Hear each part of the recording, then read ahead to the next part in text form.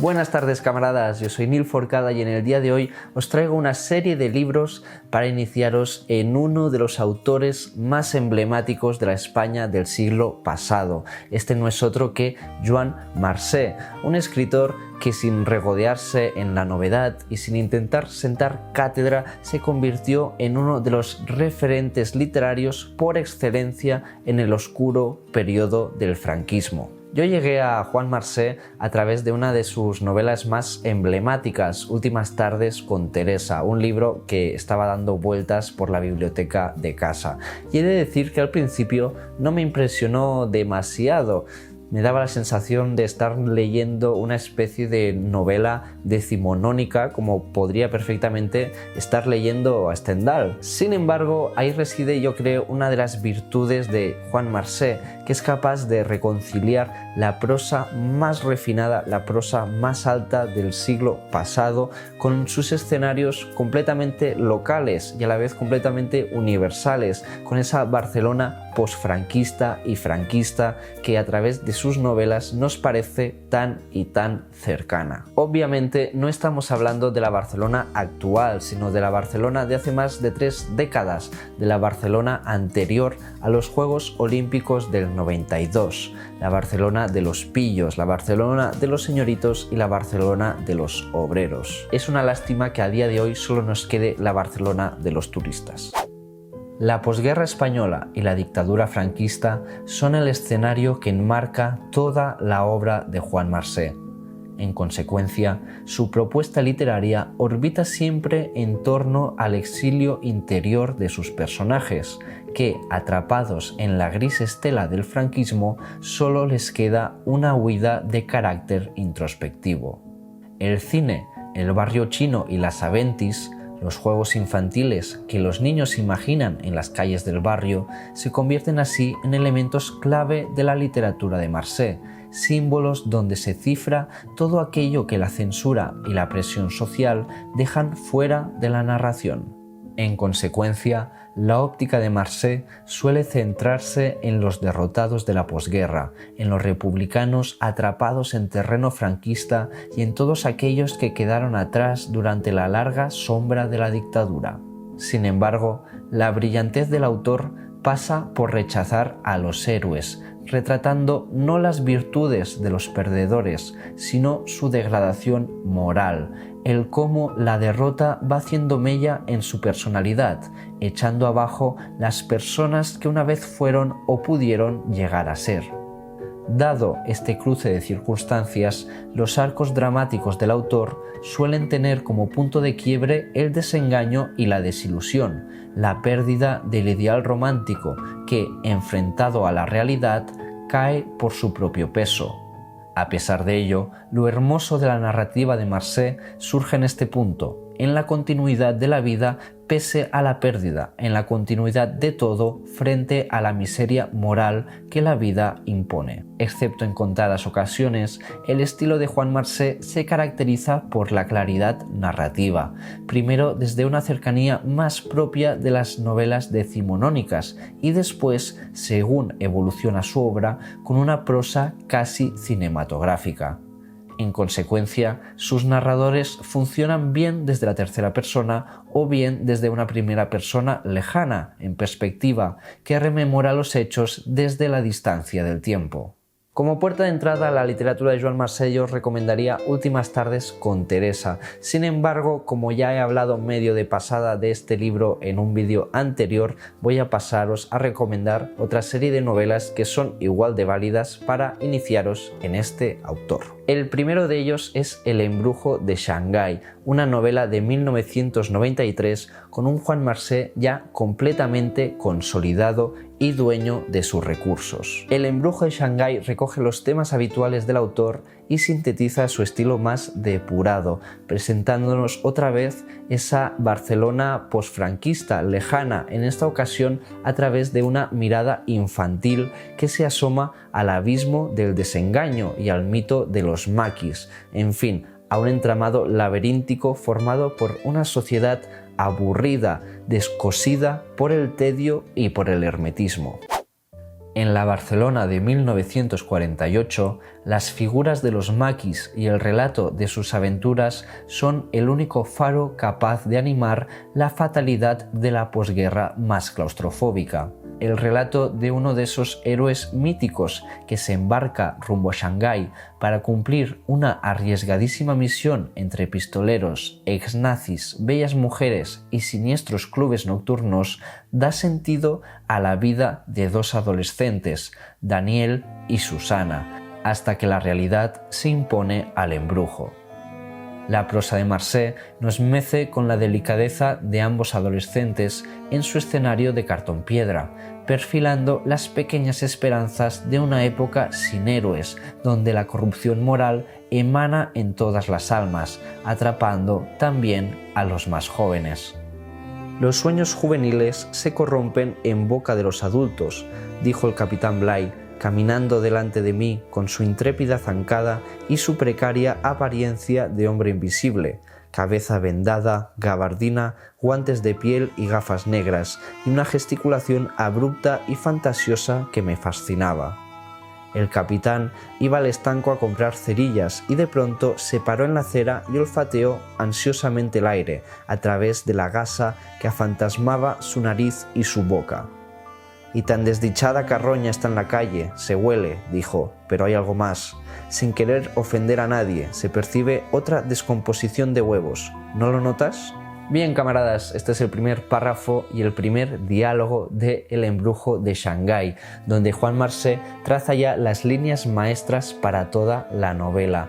En primer lugar, la mirada infantil, este narrador que es un niño que acompaña al capitán Bligh, y en segundo lugar, este capitán Bligh con esta altura casi mítica y en realidad casi fantasiosa, presentado como un hombre invisible, que es a la vez, claro está, un fantasma que había luchado en la Segunda República y que huele algo, está oliendo algo invisible. En este caso sabremos más adelante que es una fuga de gas. Sin embargo, obviamente esto es una clara referencia al olor del franquismo, al olor de la dictadura que se respiraba por entonces en Barcelona. El segundo libro ideal para empezar con Juan Marcé es este de aquí, Caligrafía de los sueños, un libro al que yo le tengo especial cariño porque con él me ha vuelto a pasar algo que recientemente me está ocurriendo cada vez más, y es que este es un libro que yo leí en PDF en su momento, hace unos 5 o 6 años quizás, y que yo recordaba de forma muy difusa, sobre todo respecto al título. Y en fin, recientemente hice un viaje a Granada, yo me había quedado sin lectura, terminé en una librería de libros de segunda mano, vi este libro de Juan Marcé que me llamó mucho la atención porque me parecía que no lo había leído y lo compré.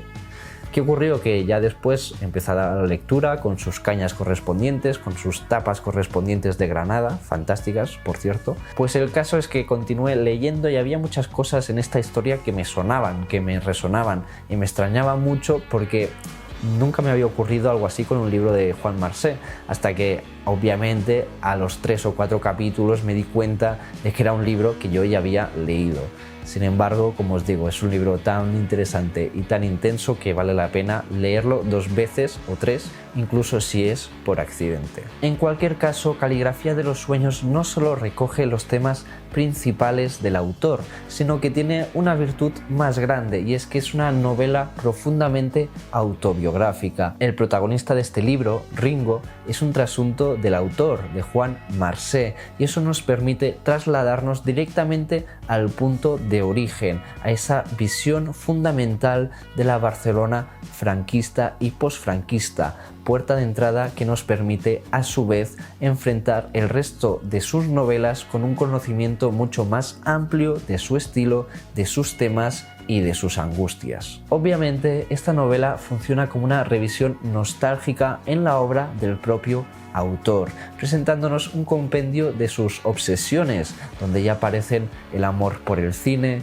el deseo de escribir, los personajes entrañables y marginales y sobre todo el desengaño. Un desengaño que conduce a una dignidad mayor, o en cualquier caso a una dignidad más compleja y más estoica, y que a su vez es capaz de trascender e integrar la cuestión política.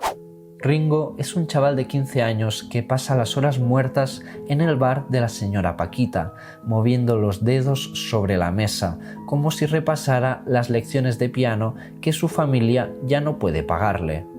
En esa taberna del barrio de Gracia es testigo de la historia de amor entre Vicky Mir y el señor Alonso. Ella, una mujer entrada en años y en carnes, masajista de profesión, ingenua y enamoradiza. Él, un cincuentón apuesto que empezó frecuentando a la mujer para curarse de una lesión en el pie y ha acabado instalándose en su casa. Allí viven junto a Violeta, la hija de la señora Mir, hasta que sucede algo inesperado. Un domingo por la tarde, Vicky se echa a las vías muertas de un tranvía, intentando un suicidio imposible y patético, mientras que el señor Alonso desaparece para no volver. Lo único que queda de él es una carta que prometió escribir y que Vicky está esperando y deseando hasta la locura, mientras Violeta, su hija, mueve sus espléndidas caderas por el barrio, hosca e indiferente a los halagos de los hombres. Torrente de las Flores. Siempre pensó que una calle con este nombre jamás podría albergar ninguna tragedia. Desde lo alto de la travesera de Dal inicia una fuerte pendiente que se va atenuando hasta morir en la travesera de Gracia. Tiene 46 esquinas, una anchura de 7,5 metros, edificios de escasa altura y 3 tabernas. En verano, durante los días perfumados de fiesta mayor, adormecida bajo un techo ornamental de tiras de papel de seda y guirnaldas multicolores, la calle alberga un grato rumor de cañaveral mecido por la brisa y una luz submarina y ondulante como de otro mundo. En las noches sofocantes, después de la cena, la calle es una prolongación del hogar. Bien, camaradas, este es el primer párrafo de Caligrafía de los Sueños, un primer párrafo donde ya accedemos a esta revisión nostálgica, a esta revisita a la calle de El Torrente de las Flores, el Torrent de las Flors, en el barrio de Gracia, a través del cual se nos despliega esta geografía de la Barcelona primigenia, de la Barcelona de Juan Marcé, y donde ya se apuntan los temas fundamentales de la novela. Recordemos que este párrafo empieza diciendo que él supone que en esa calle nunca puede ocurrir una tragedia, que en una calle con ese nombre, Torrente de las Flores, nunca puede suceder nada trágico. Y sin embargo, termina el párrafo diciendo que en las noches sofocantes esta calle y su geografía se convierten en una extensión del hogar. En estos dos puntos podemos ya trazar la esencia no solo de esta novela Caligrafía de los Sueños, sino del desengaño y del tema fundamental en las novelas de Juan Marcé. Esto es todo por hoy, camaradas. De verdad, os recomiendo leer a Juan Marcé. Sus novelas son siempre de una claridad conmovedora y pese a que tiene libros con un talante quizás más experimental, como Si te dicen que caí o La oscura historia de la prima Montse, donde funcionan distintas voces narrativas en distintos tiempos superpuestos, en la mayoría de sus novelas os vais a topar con una prosa muy transparente y muy accesible, de hecho una prosa casi cinematográfica. Por último, vale la pena comentar que muchos de los libros de Juan Marcé han sido llevados a la gran pantalla y se han transformado en películas. Sin embargo, el autor siempre ha renegado de estas adaptaciones y lo cierto es que no le falta razón para ello. Al fin y al cabo, estas películas, en la inmensa y triste mayoría de los casos, se limitan a ilustrar el argumento de sus novelas, cuando Juan Marcé precisamente se ha caracterizado siempre por ir y ahondar mucho más allá de la superficie narrativa.